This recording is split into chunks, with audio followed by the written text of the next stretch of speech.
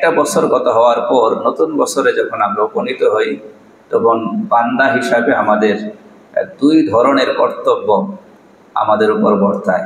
তার মধ্যে এক হচ্ছে পিছনের হায়াতে যে সমস্ত ভুল ত্রুটি করেছি, বিচ্যুতি আমাদের দ্বারা হয়েছে, গুনাহ আমাদের দ্বারা হয়েছে, পাপ আমাদের দ্বারা হয়েছে, সেগুলোর জন্য আল্লাহ তাআলার কাছে ক্ষমা চাওয়া। যে আল্লাহ, বিগত বছরটিতে যত গুনাহ করেছি, যত পাপ করেছি, যত ভুল করেছি, আপনি গফফার, আপনি সাত্তার, আপনি গোপন রেখেছেন, মাফ করে দেন।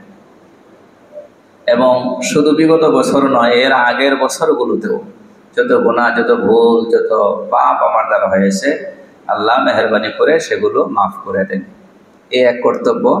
আর একটা কর্তব্য হচ্ছে যে আল্লাহ, বিগত বছরে আপনার দেওয়া তৌফিকে যে সমস্ত নেক আমল করেছি, যে নামাজগুলো পড়েছি, যে রোজাগুলো রেখেছি, যতটুকু আপনাকে স্মরণ করতে পেরেছি, এবং অন্যান্য নেক আমলগুলো যতটা আপনার তৌফিকে করতে পেরেছি, বান্দা হিসাবে আমি অনেক ভুল করেছি, যথেষ্ট পরিমাণ ভুল আমি করেছি। আল্লাহ, আপনি মেহেরবানি করে সেগুলো মাফ করে দিয়ে কবুল করুন। তাহলে পিছনের হায়াত সম্পর্কে এই দুইটা কথা বলার দরকার। আল্লাহ তাআলা আরহামুর রাহিমিন।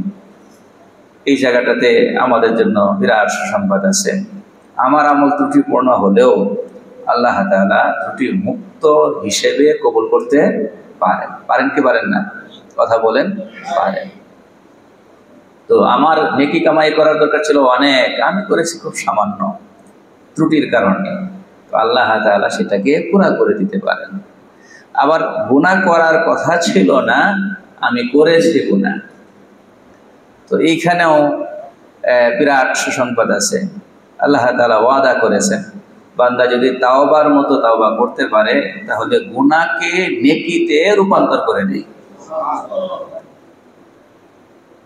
গুনাহ হয়ে যায় কি নেকি। আল্লাহু আকবার। এ হলো পিছনের বছরের ব্যাপারে করণীয়। আর সামনের বছরের ব্যাপারে করণীয় হলো যে আল্লাহ, সামনের বছরের কোনো কিছুই তো আমার হাতে নেই।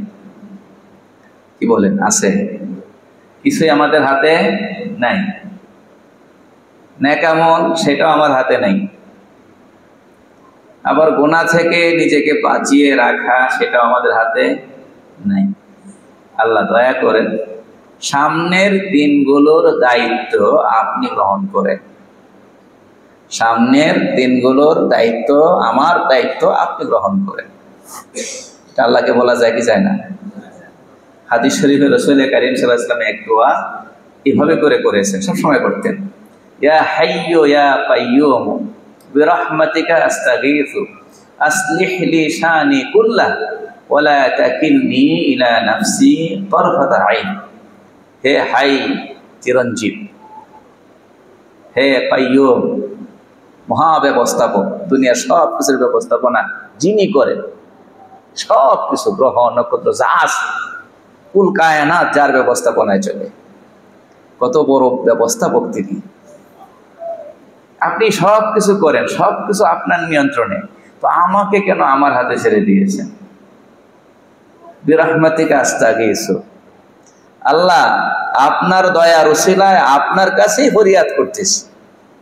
আসলিহ লি শানি কুল্লাহ, আপনি আমার সকল অবস্থা ঠিক করে দেন। আমি ঠিক করতে পারবো না, আমার এলোমেলো অবস্থাগুলো আপনি ঠিক করে দেন। ওয়ালা তাকিলনি ইলা নাফসি তারফাতা আইন, একটা পলকের জন্য, একটা মুহূর্তের জন্য আমাকে আমার হাতে ছেড়ে দিয়েন না। এর মানে আমার সম্পূর্ণ নিয়ন্ত্রণ আল্লাহ আপনি গ্রহণ করেন। কত চমৎকার দোয়া। তো আমরা আল্লাহর কাছে বলতে পারি যে আল্লাহ, এই যে নতুন বছর দিয়েছেন, হায়াত শেষ হয়ে যেতে পারতো, আপনি দয়া করে দিয়েছেন। এই নতুন বছরের ভালো কাজ করার তৌফিক সেটাও আপনার হাতে, গুনাহ থেকে বাঁচার তৌফিক সেটাও আপনার হাতে। আল্লাহ আমাকে ভালো কাজের তৌফিক দেবেন এবং মন্দ কাজ থেকে হেফাজত করবেন, আপনার কাছে কামনা করি। চমৎকার একটা দোয়া আছে, জিকির। জিকির বলেন, দোয়া বলেন, লা হাওলা ওয়ালা কুওয়াতা ইল্লা বিল্লাহ। এটা একদিক থেকে দোয়া। আর একদিক থেকে জিকির। এই দোয়াটাকে বলা হয়েছে কানজুন মিন কুনুজিল জান্নাহ, জান্নাতের ভান্ডার সমূহ থেকে একটি ভান্ডার। ভান্ডার মানে তো সামান্য কিছু না, বিশাল কিছু। লা হাওলা ওয়ালা কুওয়াতা ইল্লা বিল্লাহ। এর অর্থ ভালো কাজ থেকে ফিরে থাকার শক্তি, ভালো কাজ করার শক্তি আল্লাহ উভয়টা আপনার তরফ থেকে। তো এই দোয়াটিকে রাসূল কারীম সাল্লাল্লাহু আলাইহি ওয়াসাল্লাম বলছেন কানজুন মিন কুনুজিল জান্নাহ, জান্নাতের ভান্ডার সমূহ থেকে একটি ভান্ডার। ব্যাখ্যা কি? ব্যাখ্যা হলো জান্নাত পাওয়ার জন্য দুই লাইনে আমল করতে হয়, দুই লাইনের কাজের দরকার হয়। এক হলো নেক আমল করতে হয়, আর এক হলো গুনাহ থেকে বাঁচতে হয়। কয়টা? দুইটা। এখন নেক আমল করতে পারা, এটার জন্য আল্লাহর তৌফিক লাগে। গুনাহ থেকে বাঁচতে পারা, এটার জন্য কি লাগে? আল্লাহর তৌফিক লাগে।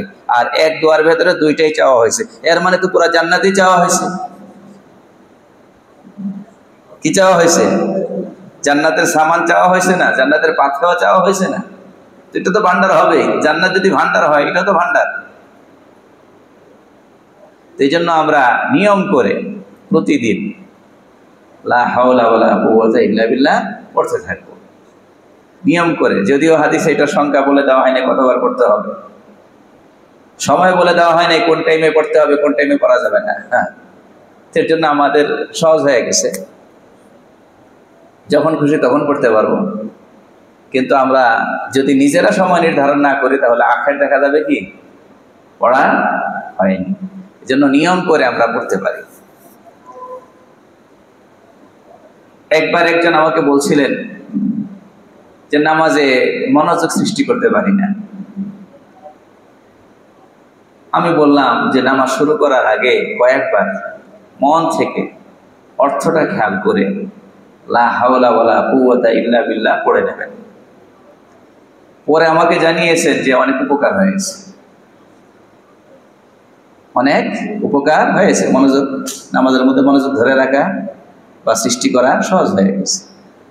আসলে নামাজের আগে লা হাওলা ওয়ালা কুওয়াতা ইল্লা বিল্লাহ পড়া মানে কি? আল্লাহর কাছে কি চাওয়া হয়েছে? সাহায্য চাওয়া হয়েছে। তৌফিকের মালিক কে? আল্লাহ। তাহলে নতুন বছরে আমরা দুইটা কাজ করব। নতুন বছরের জন্য আল্লাহর কাছে ভালো কাজ করার তৌফিক চাইব এবং গুনাহ থেকে বাঁচার তৌফিক চাইব। আর ফেলে আসা বছর এবং ফেলে আসা বছরগুলোর জন্য কি করব? ওইখানেও দুই আবেদন। এক আবেদন, যে সমস্ত আমল ত্রুটিপূর্ণভাবে হলেও আপনার দেওয়া তৌফিকে করেছি, সেগুলো কবুল করেন, ভুল ত্রুটি মাফ করে দিয়ে কবুল করেন। আর যে সমস্ত গুনাহ করেছি, ভুল করেছি, বান্দা হিসাবে আপনি সাত্তার হিসাবে গোপন রেখেছেন, কেউ জানে না। দুনিয়ার মানুষ জানে না আমরা কত গোপন কাজ করতেছি, কেউ জানে না। আল্লাহ আপনি সাত্তার হিসাবে গোপন রেখেছেন, মাফ করে দেন। আমল নামায় না থাকুক, আপনি মাফ করে দেন। আল্লাহ মাফ করলে আমল নামা থেকে সম্পূর্ণ মুছে দেওয়া হয়। এটা দুনিয়ার এই সরকারি আদালতের মতো না, সেখানে ফাইল থেকে যায়।